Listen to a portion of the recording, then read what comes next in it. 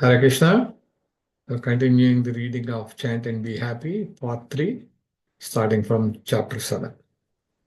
The Science of Mantra Meditation. Excerpts from the writings of His Divine Grace A.C. Bhaktivedanta Swami Prabhupada. Reviving our original brilliance. Sparks are beautiful as long as they are in the fire. Similarly, we have to remain in the association of the Supreme Personality of Godhead and always engage in devotional service. For then, we shall always be brilliant and illuminating. As soon as we fall from the service of the Lord, our brilliance and illumination will immediately be extinguished, or at least stopped for some time. When we living entities, who are like sparks of the original fire, the Supreme Lord, fall into a material condition, we must take the mantra from the Supreme Personality of Godhead as it is offered by Sri Chaitanya Mahaprabhu. By chanting this Hare Krishna mantra, we shall be delivered from all the difficulties of this material world. Srimad Bhagavatam, Canto 8, Chapter 6, text number 15. The mantra for everyone. Chaitanya Mahaprabhu introduced the chanting of Hare Krishna, Krishna Krishna, Hare Hare, Hare Rama, Rama Rama, Hare Hare, as a great means of propaganda for spreading love of God. It is not that it is recommended only for Kali Yuga. Actually, it is recommended for every age. There have always been many devotees who have chanted and reached perfection in all ages. That is the beauty of this Krishna consciousness movement. It is not simply for one age or for one country or for one class of people. Hare Krishna can be chanted by anyone in any social position, in any country, and in any age. For Krishna is the Supreme Lord of all people, in all social positions, in all countries, in all ages. Elevation to Krishna consciousness. Awakening our original consciousness. It is said in the Chaitanya Charitamrita, pure love for Sri Krishna is eternally established in the hearts of living entities. It is not something to be gained from another source. When the heart is purified by hearing and chanting, that love naturally awakens. Since Krishna consciousness is inherent in every living entity, everyone should be given a chance to hear about Sri Krishna. Simply by hearing and chanting, Sravanam Kirtanam, one's heart is directly purified and one's original Krishna consciousness is immediately awakened. Krishna consciousness is not artificially imposed upon the heart. It is already there. When one chants the holy name of the Supreme Personality of Godhead, the heart is cleansed of all mundane contamination. The Nectar of Instruction, text 4. Chanting the universal religion. In this present age, quarrels take place even over trifles, and therefore the Shastras, scriptures have recommended for this age a common platform for realization, namely chanting the holy names of the Lord. People can hold meetings to glorify the Lord in their respective languages and with melodious songs, and if such performances are executed in an offenseless manner, it is certain that the participants will gradually attain spiritual perfection without having to undergo more rigorous methods. All the people of the world will accept the holy name of the Lord as the common platform for the universal religion of mankind. Srimad Bhagavatam, Canto 1, Introduction. Seeing God through song. Hare Krishna, Krishna Krishna, Hare Hare, Hare Rama, Rama Rama, Hare Hare is a sound, Shabda, that is non-different from Krishna. The sound Krishna and the original Krishna are the same. There are things which we hear but do not see. The wind may be whistling past our ears and we can hear it, but there is no possibility of seeing the wind.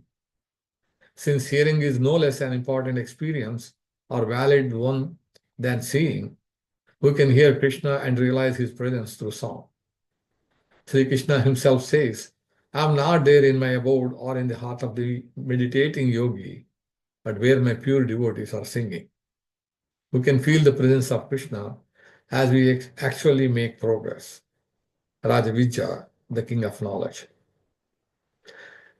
The holy name acts like fire. Fire will act, regardless of whether handled by an innocent child or by someone well aware of its power. For example, if a field of straw or dry grass is set afire, either by an elderly man who knows the power of fire or by a child who does not, the grass will be burned to ashes. Similarly, one may or may not know the power of chanting the Hare Krishna mantra, But if one chants the holy name, he will become free from all sinful reactions. Srimad Bhagavatam, Canto 6, Chapter 2, Text number 18. Liberation from false ego. The effect of chanting the holy name of the Lord is perceived by the chanter as liberation from the conception of false egoism. False egoism is exhibited by thinking oneself to be the enjoyer of the world and thinking everything in the world to be meant for the enjoyment of oneself only. The whole materialistic world is moving under such false egoism of I and mine. But the factual effect of chanting the holy name is to become free from such misconceptions. Srimad Bhagavatam, Canto 2, Chapter 1, Text 11. Chanting defeats death. By the grace of the Lord, if a devotee at the time of death can simply chant his holy names, Hare Krishna, Krishna Krishna, Hare Hare, Hare Rama, Rama Rama, Hare Hare.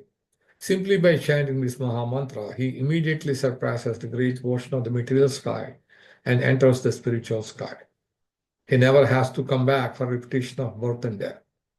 Simply by chanting the holy name of the Lord, one can surpass the ocean of death. Srimad Bhagavatam, Canto 4, Chapter 10, Text 30. Experiencing ecstasy.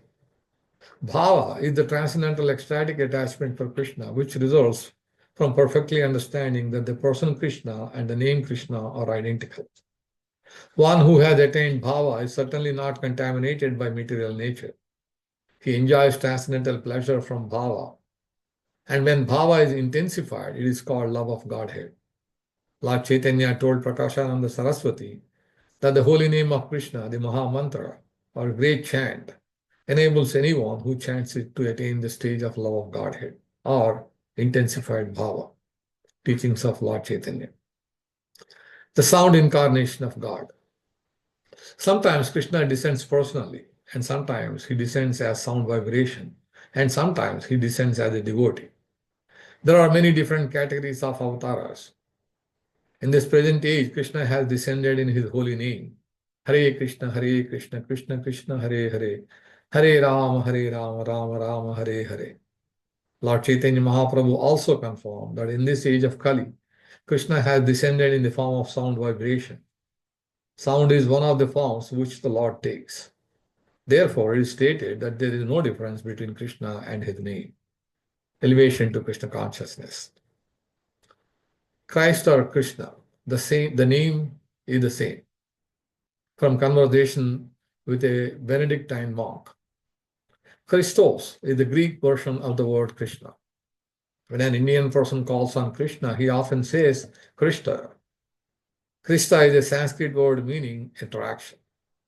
So when we address God as Christ, Krishna, or Krishna, we indicate the same all-attractive Supreme Personality of Godhead. When Jesus said, Our Father who art in heaven, sanctified be thy name, that name of God was Krishna or Krishna. Actually, it does not matter. Krishna or Christ, the name is the same. The main point is to follow the injunctions of the Vedic scriptures that recommend chanting the name of God in this age. I have not come to teach you, but only to request you to please chant the name of God. The Bible also demands this of you. So let us kindly cooperate and chant. And if you have a prejudice against chanting the name Krishna, then chant Christos or Krishna. There is no difference. Sri Chaitanya said, Nam Ācārya Bahudha Nija Sarva Shakti. God has millions and millions of names, and because there is no difference between God's name and himself, each one of these names has the same potency as God. Therefore, even if you accept designations like Hindu, Christian, or Muslim, if you simply chant the name of God found in your own scriptures, you will attain the spiritual platform. We always have these beads, just as you have your rosary. You are chanting, but why don't the other Christians also chant? If you would like to cooperate with us, then go to the churches and chant Christ, Krishna, or Krishna. What could be the objection? The science of self-realization. The wild horses of the mind. The mind is always concocting objects for happiness. I'm always thinking this will make me happy or that will make me happy. Happiness is here. Happiness is there. In this way, the mind is taking us anywhere and everywhere. It is as though we are riding on a chariot behind an unbridled horse. We have no power over where we are going, but can only sit in horror and watch helplessly. As soon as the mind is engaged in the Krishna consciousness process, specifically chanting Hare Krishna, Krishna Krishna, Hare Hare, Hare Rama, Rama Rama, Hare Hare, then the wild horses of the mind will gradually come under our control on the way to Krishna. The peace formula. The earth is the property of God, but we, the living entities, especially the so-called civilized human beings, are claiming God's property as our own, under both an individual soul and collective false conception. If you want peace, you have to remove this false conception from your mind and from the world. This false claim of proprietorship by the human race on earth is partly or wholly the cause of all disturbances of peace on earth. Foolish and so-called civilized men are claiming proprietary rights on the property of God because they have now become godless. You cannot be happy and peaceful in a godless society. In the Bhagavad Gita, Lord Krishna says that He is the factual enjoyer of all activities of the living entities, that He is the Supreme Lord of all universes, and that He is the well-wishing friend of all beings. When the people of the world know this as the formula for peace, it is then and there that peace will prevail. Therefore, if you want peace at all, you will have to change your consciousness into Krishna consciousness, both individually and collectively, by the simple process of chanting the holy name of God. This is a standard and recognized process for achieving peace in the world. We therefore recommend that everyone become Krishna conscious by chanting Hare Krishna, Krishna Krishna, Hare Hare, Hare Rama, Rama Rama, Hare Hare. This is practical, simple, and sublime. 480 years ago, this formula was introduced in India by Lord Sri Chaitanya, and now it is available in your country. Take to this simple process of chanting as above mentioned. Realize your factual position by reading the Bhagavad Gita as it is, and re-establish your lost relationship with Krishna, God. Peace and prosperity will be the immediate worldwide result, the science of self-realization. Free versus high-priced mantras. Recently, an Indian yogi came to America to give some private mantra. But if a mantra has any power, why should it be private? If a mantra is powerful, why should it not be publicly declared so that everyone can take advantage of it? We are saying that this Hare Krishna Maha Mantra can save everyone, and we are therefore distributing it publicly free of charge. The devotees are preaching without charge, declaring in the streets, park, and everywhere. Here is the Hare Krishna Maha Mantra. Come on, take it. The path of perfection. RX for heart disease. From a conversation with a community relations officer with the Chicago Police Department, Lieutenant Mosey, would there be more of a beneficial influence, more of a strengthening of the community if the program, congregation chanting were held in a poorer area rather than an affluent area? Srila Prabhupada, our treatment is for the spiritually diseased person. When a person is afflicted with a disease, there are no distinctions between a poor man and a rich man. They are both admitted to the same hospital, just as the hospital should be in a place where both the poor man and the rich man can easily come. The location of the Sankirtana facility should be easily accessible to all. Since everyone is materially infected, everyone should be able to take advantage. So our chanting process is for everyone because it cleanses the heart, regardless of the man's opulence or poverty. The only way to permanently change the criminal habit is to change the heart of the criminal. As we well know, many thieves are arrested numerous times and put into jail. Although they know that if they commit theft, they will go to jail. Still, they are forced to steal because of their unclean hearts. Therefore, without cleansing the heart of the criminal, you cannot stop crime simply by more stringent law enforcement. The thief and the murderer already know the law, yet they still commit violent crimes due to their unclean hearts. So our process is to cleanse the heart. Then all the troubles of this material world will be solved. The science of self-realization. Chapter 8, the benefits of chanting. Dr. Daniel Goleman, PhD, former associate editor of Psychology Today and author of The Meditative Mind, The Varieties of Meditative Experience and the bestseller Emotional Intelligence, after studying the meditation techniques of members of the Hare Krishna movement, said, I found the Hare Krishna devotees to be well integrated, friendly, and productive human beings. In a culture like ours, in which inner spiritual development is almost totally neglected in favor of materialistic pursuits, we might have something to learn from their meditational practices. Everyone knows that a happy life requires good health. Proper diet, adequate exercise, and sufficient rest are necessary to keep our body strong and fit. If we neglect these demands, our bodies become weakened and resistance wanes. Made susceptible to infection, we eventually fall ill. More important, but less well known, is the inner self's need for spiritual nourishment and attention. If we ignore our spiritual health requirements, we become overwhelmed by negative material tendencies like anxiety, hatred, loneliness, prejudice, greed, boredom, envy, and anger. In order to counteract and prevent these subtle infections on the self, we should, as recommended in the Vedic literatures and in many other scriptures, incorporate into our lives a program of self-examination and steady inner growth based on spiritual strength and mindful thinking.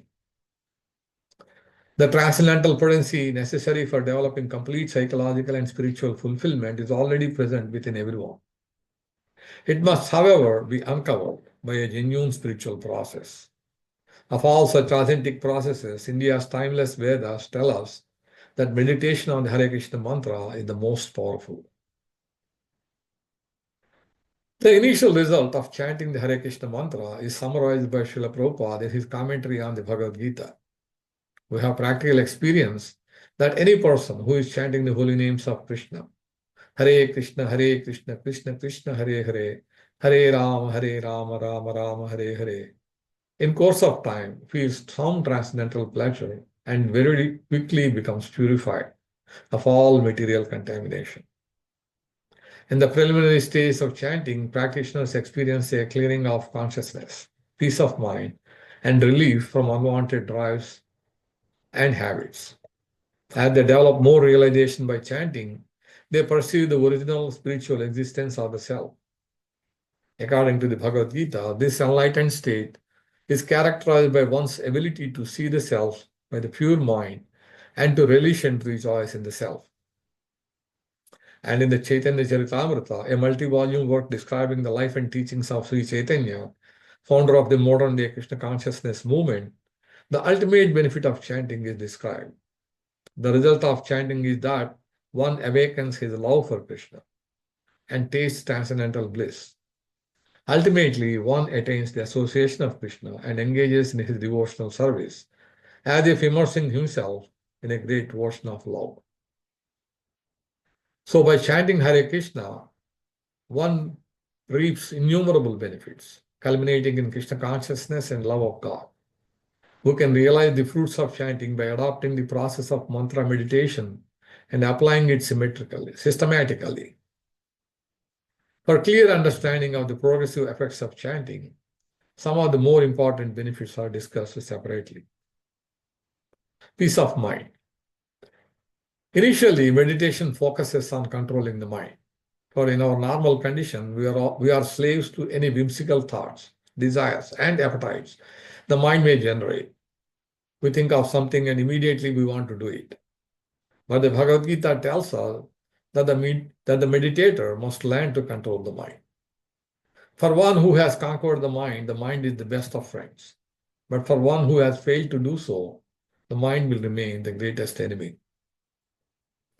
The materialistic mind attempts to enjoy by employing the senses to experience matter and material relationships. It is full of unlimited ideas for sense gratification, and being perpetually restless, it constantly flickers from one sense object to another. In doing so, the mind vacillates between hankering for some material gain and lamenting some loss or frustration. In the Bhagavad Gita, Krishna explains, one who is not in transcendental consciousness can have neither a controlled mind nor steady intelligence. without which there is no possibility of peace. And how can there be any happiness without peace? By chanting the Hare Krishna mantra, we can control the mind instead of letting it control us. Mantra is a Sanskrit word. Man means mind, and tra means to deliver. Thus, a mantra is a transcendental sound vibration with potency to liberate the mind from material conditioning. In his commentary on Srimad Bhagavatam, Prabhupada explains, our entanglement in material affairs has begun from material sound. Each day we hear material sound from radio and television, from friends and relatives, and based on what we hear, we act. But as Srila Prabhupada points out, there is sound in the spiritual world also. If we approach that sound, then our spiritual life begins. When we control the mind by focusing it on the purely spiritual sound vibration of the Hare Krishna mantra, the mind becomes calm. As music has charms to soothe a savage breast, so the spiritual sound of the mantra soothes the restless mind. The Hare Krishna mantra, being imbued with God's own supreme energies, has the power to subdue all kinds of mental disturbance. Just as the reservoir of water is transparent when not agitated, our mental perceptions become clear and pure when the mind is no longer agitated by the waves of material desires. The mind in its pure state, like a mirror cleansed of dust, will then reflect undistorted images of reality, allowing us to go beneath the surface and perceive the essential spiritual quality of all life's experiences. Knowledge of the self. The Vedas state that consciousness is a symptom of the soul. In its pure condition, the soul exists in the spiritual world. But when it falls down into contact with matter, the living being is covered by an illusion called false ego. False ego bewilders the consciousness, causing us to identify with our material bodies. But we are not our material body. When we look at our hand or leg, we say, this is my hand, or this is my leg. The consciousness self, the I, is therefore the owner and observer of the body. Intellectually, this fact is easily understandable, and by the spiritual realization that results from chanting, this truth can be directly and continuously experienced. When the living being identifies with the material body and loses awareness of his real spiritual self, he inevitably fears death, old age, and disease. He fears loss of beauty, intelligence, and strength, and experiences countless other anxieties and false emotions relating to the temporary body. But when we begin regularly chanting Hare Krishna, we soon realize ourselves to be pure and changeless spirit souls, completely distinct from the material body. Because the mantra is a completely pure spiritual sound vibration, it has the power to restore our consciousness to its original uncontaminated condition. At this point, we cease to be controlled by jealousy, bigotry, pride, envy, and hatred. As Lord Krishna tells us in Bhagavad Gita, the soul is unborn, eternal, ever-existing, and primeval. As our false bodily identification dissolves and we perceive our true transcendental existence, we automatically transcend all the fears and anxieties of material existence. We no longer think, I am American, I am Russian, I am black, I am white. Attaining personal self-awareness also gives us the ability to see the spiritual nature of other living beings. When our natural spiritual feelings are awakened, we experience the ultimate unity of all life. This is what it means to become a liberated person. By spiritual realization, we become free of our animosity and envy toward other living things. The higher vision is explained by Srila Prabhupada in the transcendental teachings of Prahlad Maharaj. When a person becomes fully Krishna conscious, he does not think, here is a man, here is an animal, here is a cat, here is a dog, here is a worm. He sees everyone as part and parcel of Krishna. This is very nicely explained in the Bhagavad Gita. One who is actually learned in Krishna consciousness becomes a lover of the universe. Unless one is situated on the Krishna conscious platform, there is no question of a universal brotherhood. Real happiness. Everyone is thirsting for true and lasting happiness. But because material pleasure is limited and temporary, it is compared to a tiny drop of moisture in the desert. It can give us no permanent relief. Because while material sensations and relationships may touch the body and mind, they lack the potency to satisfy the soul's spiritual desires. The chanting of Hare Krishna provides complete satisfaction because it places us in direct contact with God and His spiritual pleasure potency. God is full of all bliss, and when we enter His association, we can also experience the same transcendental happiness. In the Vedic literature, there is an interesting account of how the pleasure of chanting far exceeds any material benefit. Once, a poor Brahmana priest worshipped the demigod Shiva for a material benediction. Shiva, however, advised him to approach the sage Sanatana Goswami to obtain his heart's desire. On learning that Sanatana Goswami had a mystical stone capable of producing gold, the poor Brahmana asked if he could have it. Sanatana consented and told the Brahmana he could take the stone from its place in his garbage pile. The Brahmana left feeling great joy, for he could now get as much gold as he desired simply by touching the stone to iron. But as he walked away, he thought, if a touchstone is the best gift, why would Sanatana Goswami keep it in the garbage? He returned to Sanatana Goswami to find out. Sanatana Goswami informed him, actually, that touchstone is not the best gift. But are you prepared to take the best benediction from me? Yes, the poor Brahmana replied. I have come to you for the best benediction. Sanatana Goswami then told him to throw the touchstone in the nearby river and return. The Brahmana did so, and when he came back, the saintly Sanatana initiated him into the chanting of the Hare Krishna mantra, the sublime method for experiencing the highest spiritual pleasure. Liberation from karma. The law of karma means that every material action performed, nature forces an equivalent reaction on the performer. Or, as the Bible states, as ye sow, so shall ye reap. Material activities can be compared to seeds. Initially, they are performed or planted, and over the course of time, they gradually fructify, releasing their resultant actions. Enmeshed in this web of actions and reactions, we are forced to accept one material body after another to experience our karmic destiny.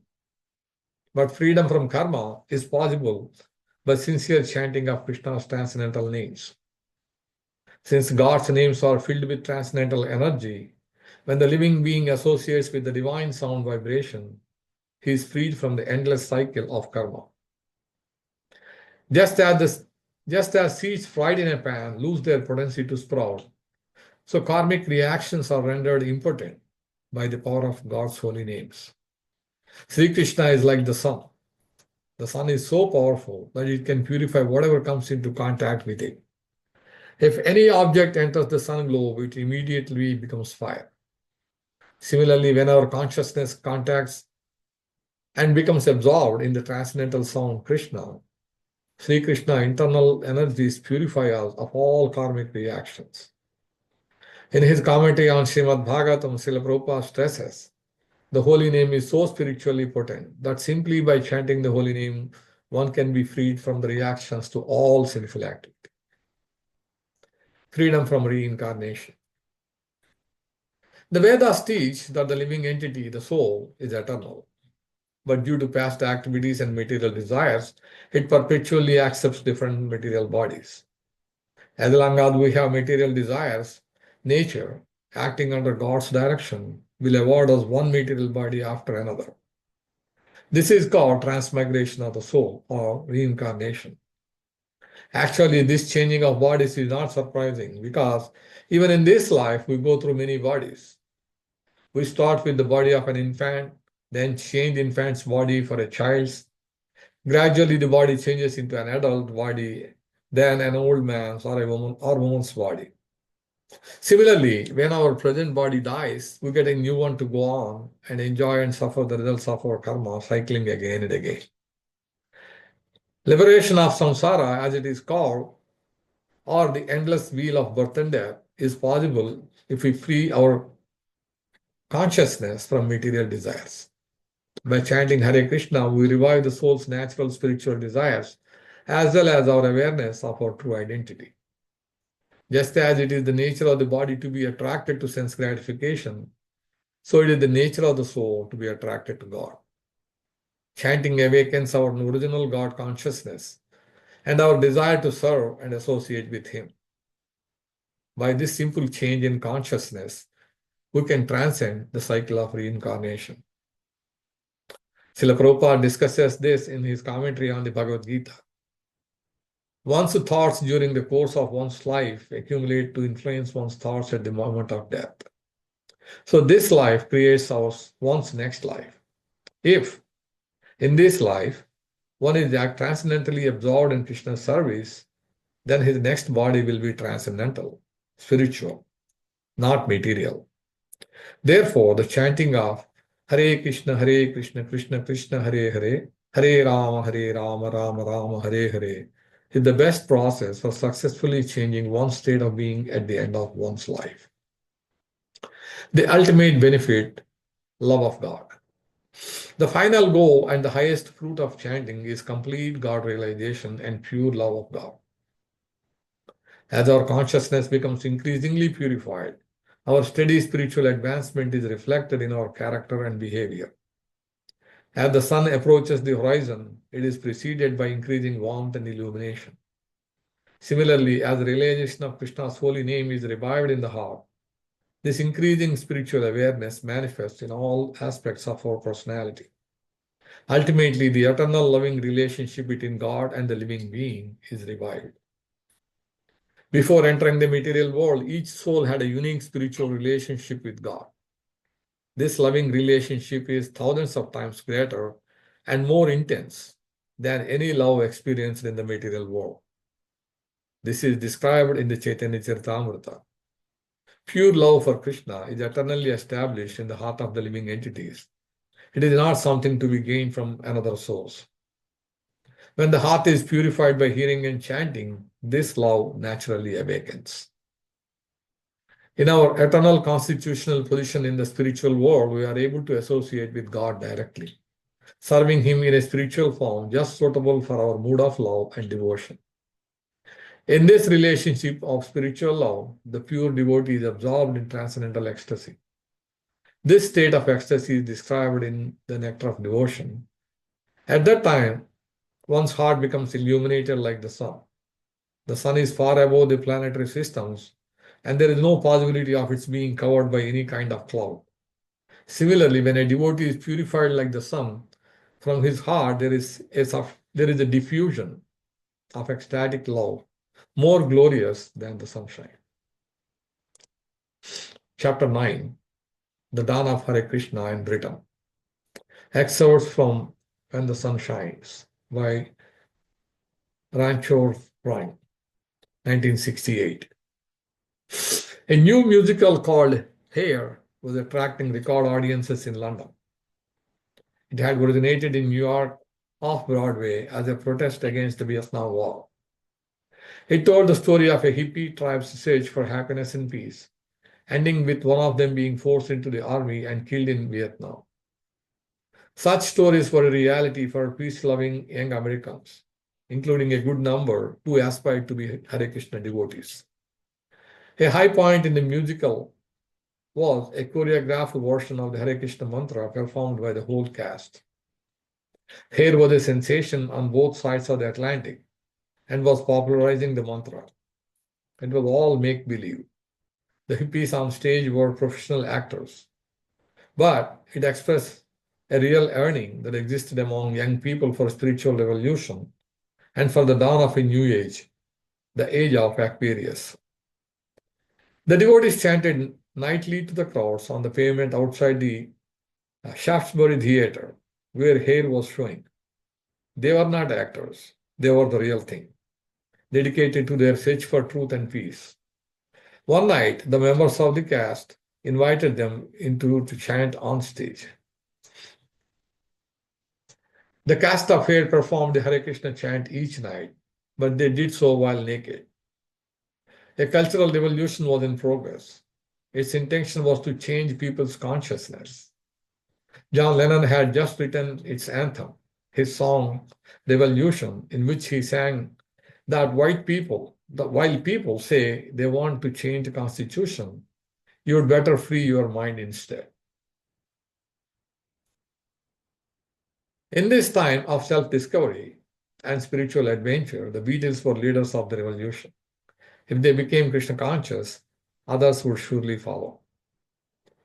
Savile Row, December 1968. The Beatles were looking for new talent. They had been exploited by the corporate music world. So now, following the untimely death of Brian Epstein, they had started Apple Cards to support independent artistic expression. Send us your ideas, they announced. Taking them at their word, the devotees launched a campaign to get the Beatles' attention. They sent them a gift each day for a week. A photo of the New York devotees, arms upraised and with smiling faces, and the invitation, come sing with us. The Prahlad story and Yamuna's IT cover. Then a walking clockwork apple with the Hare Krishna mantra painted on it, and a home-baked apple pie. The gifts got through with the help of an American girl working as George Harrison's secretary. Finally, hoping they had excited some curiosity, they delivered their demo tape of the Brahma Samhita prayers and a photograph of themselves. They had no way of knowing if their campaign had been fruitful, but the opportunity to find out came in early December when Shyamasundara received an unexpected phone call. Hi, I'm at the airport with some friends. Can you come and get us? It was Rock Scully from San Francisco. Years before, he and Shyamasundara had shared a room as Fulbright scholars in Switzerland. Later in California, when Rock was managing the Grateful Dead, he had helped Shyamasundara put on the Mantra Rock dance. Shyamasundara drove to the airport, and 3 hours later, the aging Ford Poplar rounded the corner into Betterton Street, crammed with passengers and laden with 2 Harley-Davidson machines.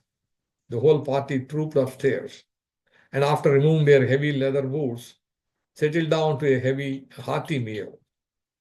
The 2 Hells Angels, their friend from San Francisco, Sonny Berger, and his mate Frenchy, had come to pay a visit to George Harrison in response to the invitation they claimed he had given them the previous year at Haight-Ashbury. Rock Scully had organized the expedition, and Ken Casey had come along for the ride.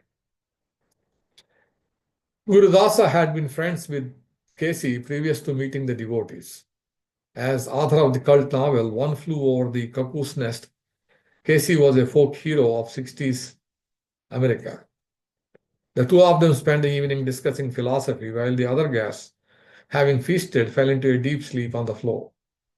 When they awoke, it was evening and they wanted to explore the city.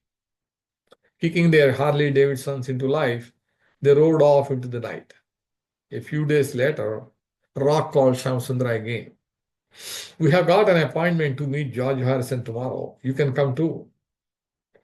Bringing another apple pie, Shyamasundara walked to Savile Row, home of Apple Records. Rock's party was already inside, causing the peaceable Apple staff a good deal of apprehension. Shyamasundara, whose name was not on the list, was having trouble persuading the doorman to let him in. Just then, Yoko Ono arrived and recognized him from the arts lab. You must be a friend of George's, she said kindly. Come in with me. Once in the crowded foyer, he delivered his pie to the receptionist, who promised to pass it on to George, then found somewhere to sit. The room was filled with the noisy visitors from California, so Shyamasundara decided to stay quietly in a corner and chant on his beats. Word came that all 4 Beatles were in a meeting. Time passed, and then one by one, John, Paul, and Ringo emerged and hastened to the exit without acknowledging the visitors. The party became restless and some left. Finally, when the fire was half empty, George appeared. He looked around the room, spotted Shyamasundara, and came straight over to him. "Where have you been?" he exclaimed. George sat down beside Shyamasundara. "I have been waiting ages to meet you. I have seen Krishna people in America, but I couldn't just go up and talk to them. Then a friend gave me Bhaktivedanta Swami's record. I can't stop listening to his voice. I started chanting Hare Krishna along with him. I have listened so many times, I have worn the record out." Shyamasundara listened in amazement as George told him how he had not only learned the chant but had listened carefully to Prabhupada's recorded explanation of Krishna consciousness. He had even taught the mantra to John Lennon, and together they had chanted Hare Krishna on a yacht in the Greek islands. We carried on until our jaws ached. As soon as we stopped chanting, it was like the lights went out. It was amazing. Shyamasundara asked if George had received any of their gifts. "Oh yeah, we got everything.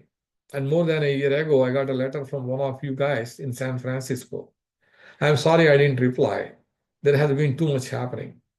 I have just been waiting for the chance to meet you." "Well, Krishna seems to have arranged that," laughed Shyamasundara. "So where is Bhaktivedanta Swami now?" "He is in Los Angeles, but he will come to London soon." "I feel like I already know him. I have heard his voice so much. I really want to meet him. And I want to talk more with you. Can you make it out to my place this Sunday afternoon? Then we can spend as much time as we like and we can chant together." George drew a map to his house and after thanking Shyamasundara for coming, saw him to the door. Yashar Sore, Sunday, 8th December 1968. Shyamasundara rang George's doorbell. He carried a parcel of savories and sweets specially prepared by Yamuna. George opened the door and invited him in.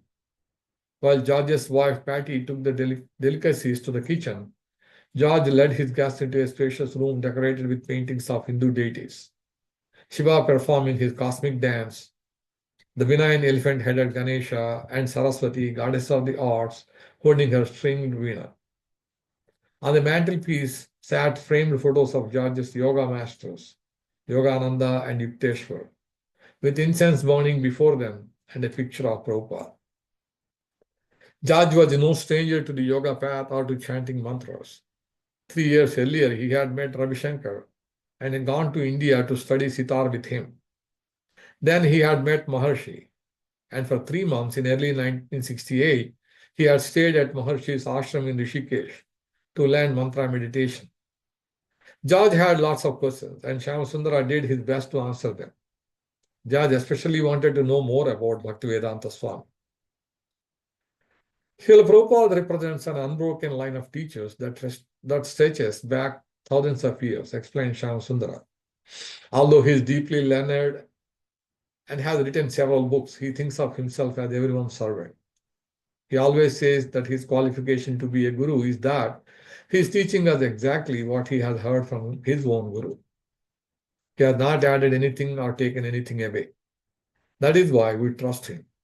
George listened. The essence of Krishna consciousness is to love Krishna. We do that by serving Krishna in everything we do and by chanting Krishna's names. Prabhupada says the name of God and God himself are not different. When you chant Krishna's name, Krishna dances on your tongue. But how do we avoid being distracted by Maya? George knew about Maya, the illusion of material life, and how hard it could be to follow the yoga path when you are surrounded by people intent on other goals. That is the power of chanting, Shyamasundara replied. And he described how, as long as you chanted Krishna's name, you were with Krishna. Consequently, Maya had no power over you. Prabhupada had written all about this in his edition of the Bhagavad Gita. He said, "It has just been published in New York, and soon we will have copies here in London. I will give you one." "Yes, I would like that very much," said George.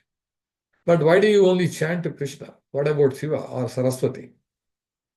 Our spiritual master says that Krishna is the origin of all other forms of God. He is the original candle from whom all other candles have been lit. Each candle has equal brightness, but the first candle is the source of all the others. So Krishna includes all other deities. There is no need for us to chant to them separately. We depend on Krishna for everything. They talked for a long time. They began to chant together. George playing his Indian harmonium, Shyamsundara keeping time with the kartalas. Patty joined in. When the afternoon ended, George knew he had found someone he could talk to frankly and openly about his spiritual path. He became thoughtful. George wanted to meet and chant with the rest of the devotees, and he had developed a taste for their cooking. So it was agreed that in a week or two, as soon as he could get free, he would visit their temple in Covent Garden. See you soon then, said Shyamsundara as he climbed into his car. Hare Krishna. Hare Krishna, answered George, waving goodbye. They each felt they had found a friend. At George's home, George showed the devotees his studio and introduced them to Billy Preston, a brilliant young keyboard player he had brought over from America. The devotees got out their instruments and settled down with a sense of anticipation for the main event, the kirtan. Billy Preston played the electric organ. George sat at his white upright harmonium to begin with, then picked up a bass guitar. Mukunda beat the mridanga. Colin played George's tabalas. Shyamsundara the ashraj. Virudas the tambura, and Janaki and Malati the kartalas. Yamuna sang the lead, at times calling Haribol at the top of her lungs. They chanted for an hour or so, switched instruments and chanted again. For 3 hours, the chant went on, long, deep, and languorous. George had learned to love chanting by hearing Prabhupada's album, and now that he had others to share the chanting with, he didn't want to stop. That night, after chanting together for hours, something changed. A deep connection was forged between them, a sense of spiritual community that transcended any differences they might have on the material plane. At the end, as the devotees were preparing to leave, George spoke the words that were on everyone's mind. We have to make a record. This was what the devotees had longed for. Even back in San Francisco, they had sometimes dreamed of what it would be like to record the Hare Krishna mantra with the Beatles. Now, without artifice, the door was opening. It was more of Krishna's magic. As Colin left, George came up to him. I saw how much you enjoyed the tablas, he said. They are yours, man. Look after them. And George handed him the drums. A week later, George came round to the temple. He had just been to Spain.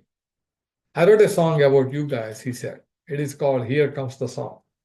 After that, George became a regular visitor at the temple, and the devotees sometimes went to his home. Heathrow Airport, September 11, 1969. A light drizzle fell from a grey sky as Prabhupada descended the steps from the plane at Heathrow. He was met by an immigration official and a policeman whose job it was to take him directly to the VIP lounge. From behind a barrier, his disciples waved and called. With his escort, Prabhupada broke away from the huddle of disembarking passengers and came straight over to them. Once in the VIP lounge, they enthroned him before the waiting press, garlanded him, and sat at his feet. He was swathed in saffron and heaped with flowers. Prabhupada began to chant, playing his kartalas and singing with abandon. When he finished, Mukunda stood and invited the reporters' questions. I am trying to teach what you have forgotten, began Prabhupada, addressing the newsmen. These words, delivered with an urgency and conviction the reporters did not expect, opened his mission to the people of England. The press conference organized with Apple's help was his first face-to-face encounter on English soil with the people whose culture and ideas had dominated his childhood. He went straight to the heart of what he had to teach. Some of you are saying there is no God, or that God is dead. And some of you are saying that God is impersonal or void. I want to teach that there is God.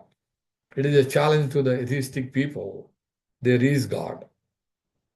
The British Empire had dominated India for close to 200 years, including the first 50 years of Prabhupada's life. During that time, the British had imposed their ideas on India. Now, he would not compromise in what he had to tell them. As we are sitting here face to face, similarly, you can see God face to face if you are serious and sincere. Around 40 journalists had come to meet the Beatles' new guru. George Harrison had given the public something unexpected, a mantra, the Hare Krishna mantra, released on the Apple label by a group calling themselves the Radha Krishna Temple. Their chanting was so magical, so different, that it had captivated London. The reporters wanted to know what it was all about. Prabhupada was there to tell them. Unfortunately, we are trying to forget God. Therefore, we are embracing so many miseries. I am simply teaching that you be Krishna conscious and be happy. Don't be swayed away by the waves of illusion. 2 years earlier, the Beatles had met Mahesh Yogi, known as the Maharshi. For a few months, Maharshi's long hair and beard, beautiful smile, and armfuls of flowers had represented, in the eyes of the Western media, the archetypal image of an Indian guru. But Prabhupada was a different kind of guru. He was no trendy Swami. He was penetrating and intense, and he demanded to be taken seriously. One of the reporters spoke up. Sir, is this singing essential to the sustenance of your faith? This singing is the process for clearing the dust accumulated on the heart. Our relationship with God is eternal and cannot be broken. Due to contact with Maya, we are trying to forget him. But if we chant this holy name of God, Hare Krishna, then Maya will not act, and we shall very quickly understand our relationship with God.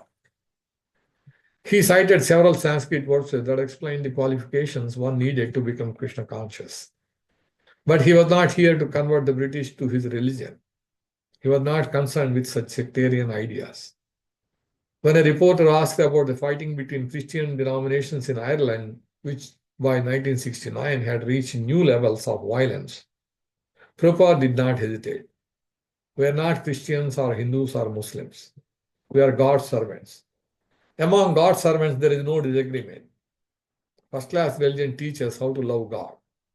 It does not matter if it is Christian or Muslim or Hindu. If you are Christian and you have developed your sense of loving God, then you are perfect. These are not ordinary boys and girls, Prabhupada then said, indicating his disciples. They are very elevated. Their qualities are greater than any mundane scholars. For anyone who has developed law of Krishna, all good qualities will automatically arise in them. Let anyone come and test these people, and you shall see. Prabhupada had good reason to be proud of his young followers, for they had succeeded in laying a foundation for Krishna consciousness in Britain, where 35 years earlier his seasoned God brothers had failed. They had succeeded because they loved to sing Hare Krishna and they loved their teacher and wanted to do whatever they could to please him. They were not driven by ambition. They simply wanted to make their teacher happy. That made them happy, and their happiness communicated itself to those around them. Once the questions were over, the devotees led Prabhupada to the waiting Rolls Royce. The driver helped him into the car, and as soon as they looked lovingly at Prabhupada, who appeared so wonderful sitting alone in the back seat, the car glided away. Only then did they realize that no one had accompanied him. The car and driver had been sent by John Lennon. For nearly 2 weeks, the devotees had been living at Tittenhurst and preparing for Prabhupada's stay. John Lennon had kept the devotees busy as soon as they had arrived at Tittenhurst. Slacking was not allowed. Their first job had been to assist John and Yoko to move in. Then they had begun to redecorate the main house. John had wanted it stripped of unnecessary furniture and carpeting and painted white. There was much to be done in the garden too. Near the main house was the gallery, originally a music room with a high ceiling and good acoustics. John let the devotees use this room as their temple for as long as they were at Tittenhurst. In those first few days before Prabhupada arrived, they had started meeting in the new temple morning and evening for kirtana and class. John and Yoko attended a few times and sat at the back listening, with John occasionally joining in the chanting. Once George had come down with Patty, and he too had chanted with the devotees. The chauffeur drove on in silence. From the spacious back seat of the car, Prabhupada saw a green, undulating landscape whose sandy soil supported woods of pine and oak, interspersed with fern and gorse, and patches of grass where wild deer graze. After only a few miles, they reached the gates of Tittenhurst Park. During the 19th century, Tittenhurst Park had belonged to the great philanthropist Thomas Holloway.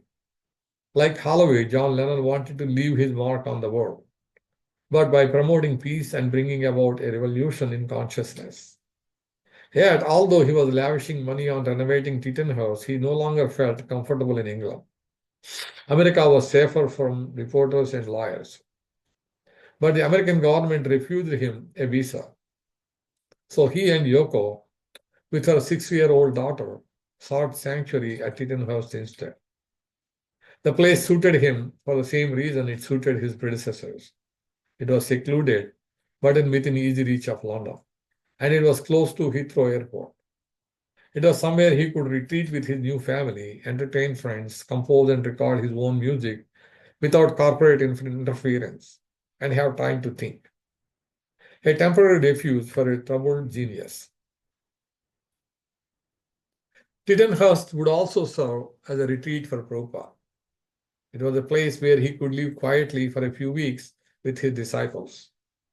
The two contrasting figures, John and Prabhupada, were both only passing through Tittenhurst, and though they would share its cedar grooves, they would hardly meet. John, when he was not away recording the Beatles' last album at Abbey Road or working on his solo music with Yoko, ranged through his mansion's empty rooms, while Prabhupada lived quietly in the cottage or walked among the trees with his disciples in the early mornings. Still, John was deeply intrigued by Prabhupada. He had met Prabhupada's disciples and engaged them in serious discussions enough times to know that Prabhupada was a man to be taken seriously. He was not going to be like the Maharshi, whom John had found disappointing. John had a serious nature. He liked to ask penetrating questions and then to hear carefully what people had to say. After hearing, he would make up his own mind about life and say what he thought without compromise. Having watched Prabhupada's car leave the airport, the devotees scrambled into their Land Rover borrowed from John and set off in pursuit. They hoped to arrive ahead of Prabhupada so they could show him to his quarters. But when they reached Tittenhurst, they found him standing alone in the driveway with his luggage. The rain had stopped and he waited patiently. Where should I go? He asked in a relaxed mood. Gurudasa led the way down the path to Prabhupada's cottage, through an arched front door and up were wooden stairs to a suite of two small rooms. The front room was a bedroom that overlooked the entrance courtyard. In the rear, with a small adjoining bathroom, was a cozy square sitting room with a high ceiling and a view across the garden. Apart from a set of shelves from his books, a low table for his desk, a cushion for his seat, and a borrowed carpet, the room was empty. This was how he liked to live, simply as a sannyasi. As soon as Prabhupada's luggage was deposited in his room, he wanted to see the temple room. The devotees went with him and crowded in. Yamuna, come and lead a kirtan. Yamuna sat on the floor in the middle of the room with the harmonium and sang. It was a wonderful moment. For a full year, Prabhupada's emissaries had labored to serve him in London.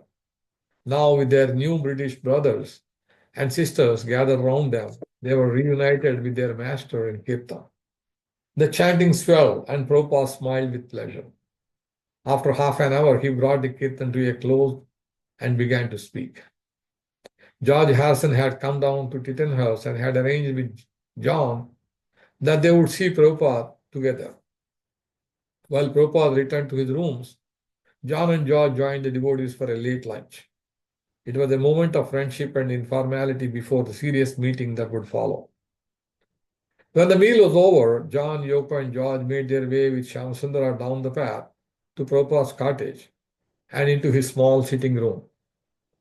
Fortune had arranged this encounter in this secluded spot amid the shifting landscapes of the late 60s, bringing two of the most influential young men of their generation together with Krishna's personal envoy. Prabhupada smiled benevolently as his guests settled themselves, and Shyamsundara garlanded each of them. John and George sat facing Prabhupada. John wanted a role in the world beyond being a musician to make a difference. With his declarations for revolution, for love, not war, and his challenges to the establishment. That was why he had asked Prabhupada and the devotees to come and stay. He recognized them as comrades from whom he might learn, and he wanted to help them bring their change in their way. All this was apparent to Prabhupada.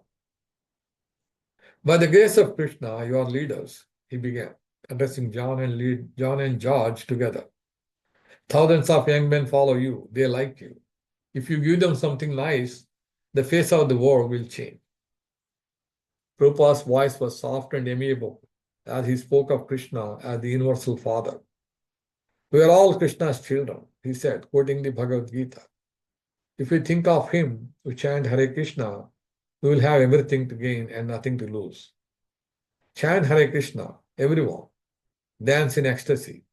My request is that you try to understand this Krishna consciousness philosophy and make your own judgment. You want peace. I have read your statements. He spoke directly to John. But we must know the process.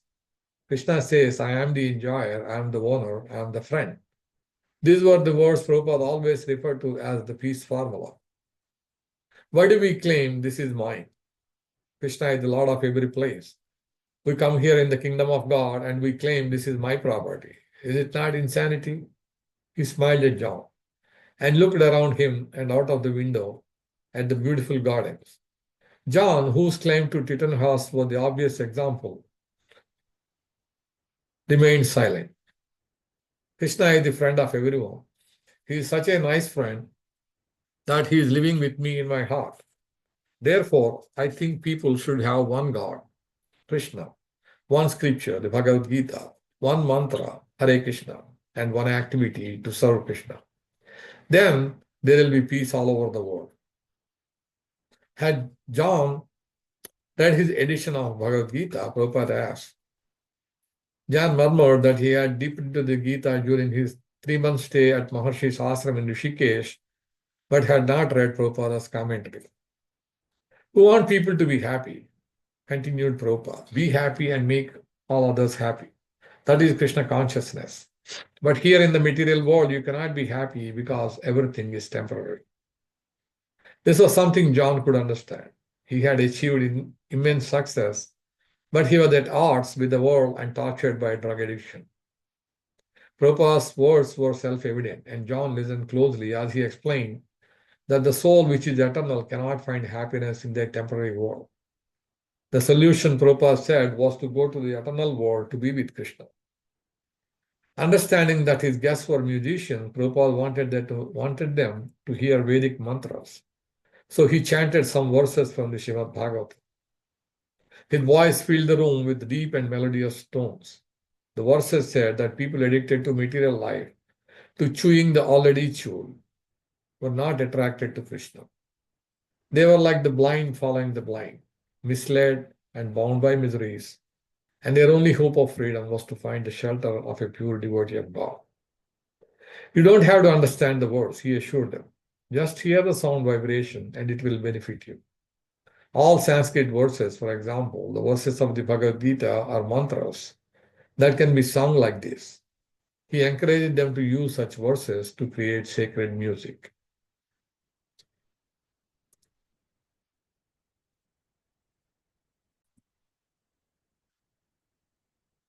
Chapter 10, Techniques for Chanting.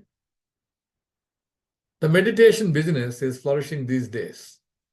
Modern day messiahs, gurus, and incarnations carrying all kinds of mantras are a dime a dozen as eager customers flock to the feet of self-styled saviors.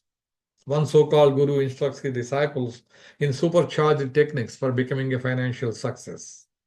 Another tells his followers that meditation will make their intelligence sharper and the body more fit to enjoy sensual pleasures.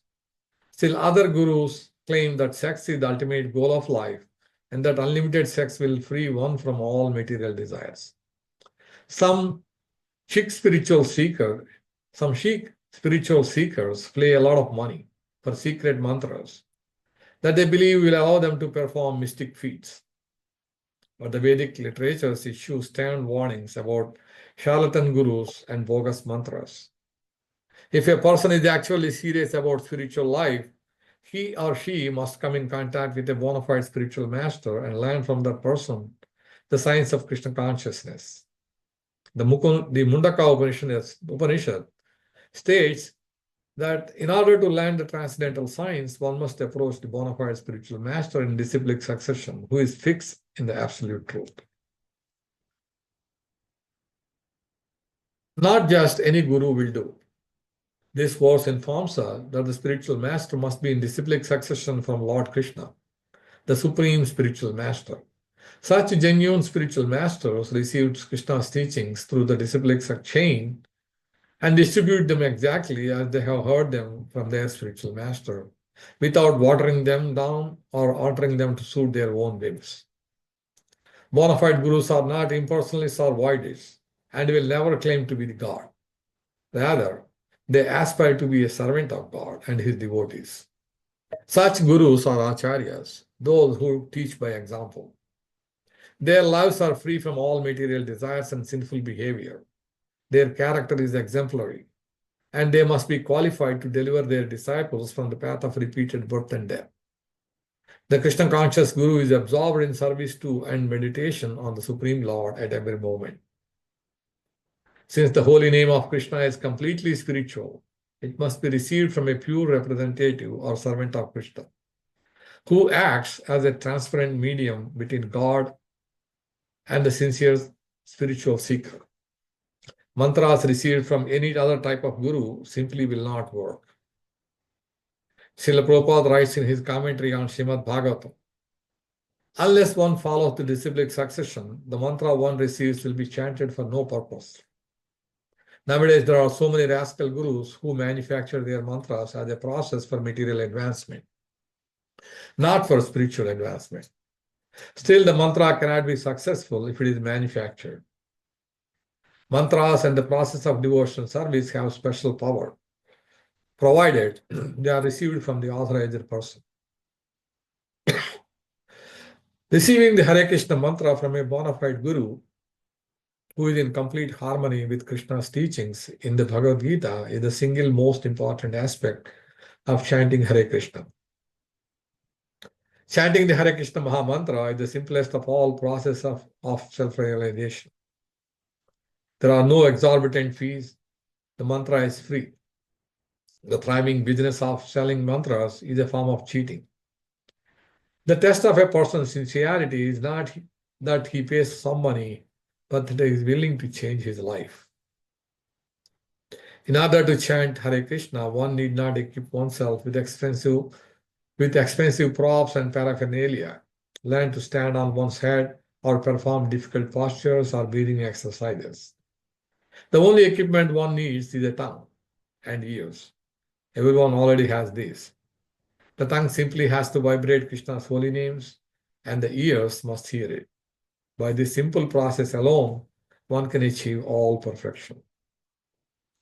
How to chant? There are no hard and fast rules for chanting Hare Krishna. The most wonderful thing about mantra meditation is that one may chant anywhere, at home, at work, driving in the car, or riding on the bus or subway, and one may chant at any time. There are two basic types of chanting. Personal meditation, where one chants alone on beach, is called japa. When one chants in responsive fashion with others, this is called kirtan. Kirtan is usually accompanied by musical instruments and clapping. Both forms of chanting are recommended and beneficial. To perform the first type of meditation, one needs only a set of japa beads. These may be purchased from any Hare Krishna temple or if you like, you can make your own beads at home. If you decide to make your japa beads, follow these simple instructions. Buy 109 large round beads, at least as big as a dime, and some strong, thick nylon thread. Tie a knot about 6 inches from the end of a long piece of the thread, and then string the beads, tying a knot after each one.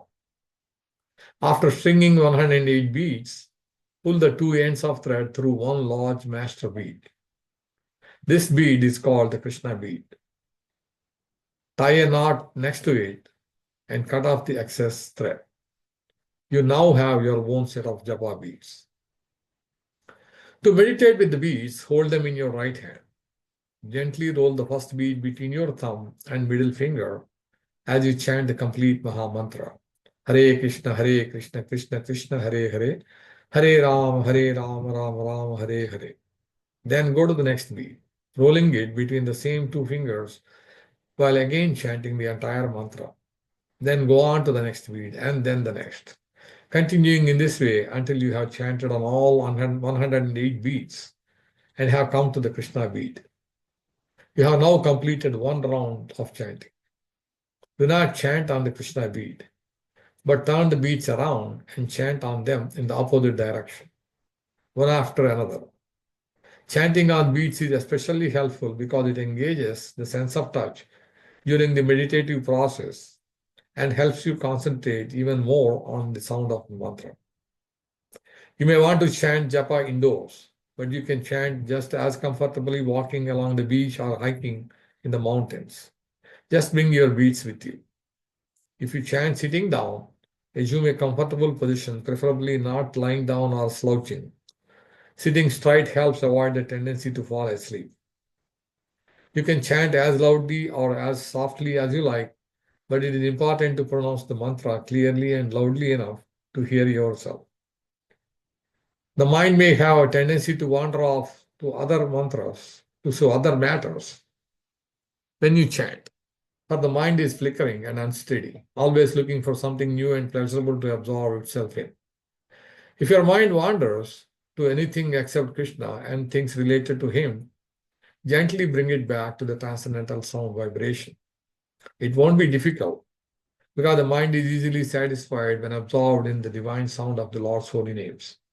Unlike other meditational practices, where we may be asked to fix the mind on nothing or the void. One may chant japa at any time, but the Vedic literatures note that certain hours of the day are most auspicious for performing spiritual activities. The early morning hours, just before and after sunrise, are generally a time of stillness and quietude, excellently suited to contemplative chanting. Many people find it especially helpful to set aside a certain amount of time at the same time each day for chanting. Start with 1 or 2 rounds a day and gradually increase the number until you reach 16, the recommended minimum for serious chanters. While japa is a form of meditation involving you, your beads, and the Supreme Lord, kirtan, on the other hand, is a form of group meditation in which one sings the mantra, sometimes accompanied by musical instruments. You may have seen a kirtan party chanting on the streets of your city. Hare Krishna devotees frequently perform this type of chanting to demonstrate the process and allow as many people as possible to benefit from hearing the holy names.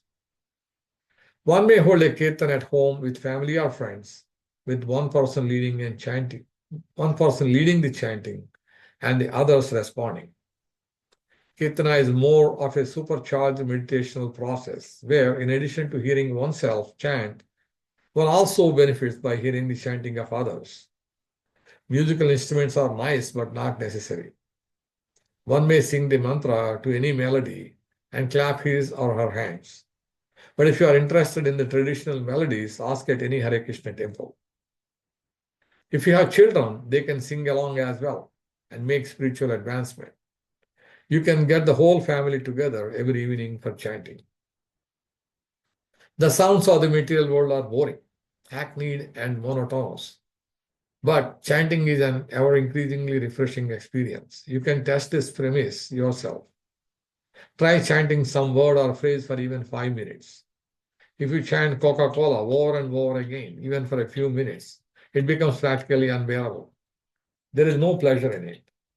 But the sound of Krishna's names is transcendental, and as we chant, we want to chant more and more.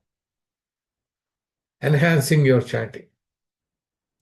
Although one receives immense benefit, however, and whenever one may chant Hare Krishna, the great spiritual masters who are authorities on chanting suggest that a serious practitioner use certain practical techniques to enhance the chanting and bring quicker results. The more we chant, the more easily we will be able to follow the yogic principles listed below. For as we chant, we gain spiritual strength and develop a taste for higher, more spiritual forms of pleasure. When we begin to relish spiritual pleasure from chanting, giving up bad habits that may hinder our spiritual progress becomes much easier. Just by chanting the Hare Krishna mantra, one will automatically want to follow the 4 regulative principles of spiritual life. No eating of meat, fish, or eggs, to increase compassion, mercy, and non-violence, ahimsa. No intoxicants, to achieve mental and physical clarity and focus, and to develop the determination for spiritual practice. No gambling, to increase truthfulness and to decrease anxiety, greed, envy, and anger. No illicit sex. Sex outside of marriage are not meant for the procreation of God-conscious children. To decrease bodily identification and increase physical and mental cleanliness. The 4 above-mentioned activities make it especially difficult for one to progress in spiritual life because they increase our attachment to material things. Therefore, they are not recommended for those who wish to chant Hare Krishna as a serious spiritual practice. The chanting is so powerful, however, that even if you are still involved with these things, we can still chant. The chanting will help us make the necessary adjustments. One should regularly read the Vedic literatures, especially the Bhagavad Gita and Srimad Bhagavatam. If one simply hears about God, his uncommon qualities and transcendental pastimes, the dust accumulated in the heart due to long association with the material world will be washed clean. By regularly hearing about Krishna and the spiritual world, where Krishna enjoys eternal pastimes with his devotees, one will fully understand the nature of the soul through spiritual activities and the complete procedure for obtaining release from the material world. To be more fully immunized against material contamination, one should eat only vegetarian foods that have been spiritualized by offering them to God. There is a karmic reaction involved when one takes the life of any living being, including plants. But Krishna states in the Gita that if one offers him vegetarian foods, he will nullify that reaction. One should offer the fruit of one's work to God. When we work for our own pleasure or satisfaction, we must accept the karmic reactions that come with our acts. If, however, we dedicate our work to God and work only for His satisfaction, there is no karmic reaction. Work performed as service to God not only frees us from karma, but awakens our dormant love for Krishna. As much as possible, one who is serious about chanting Hare Krishna should associate with like-minded persons. Like-minded friendships give spiritual strength. Like-minded friendships give great spiritual strength. Srila Prabhupada formed the International Society for Krishna Consciousness so that persons who are sincere about becoming conscious of God and reviving their eternal loving relationship with Him may benefit from being with others on the same path back to the spiritual world. Eventually, serious chanters will want to take initiation from a bona fide spiritual master.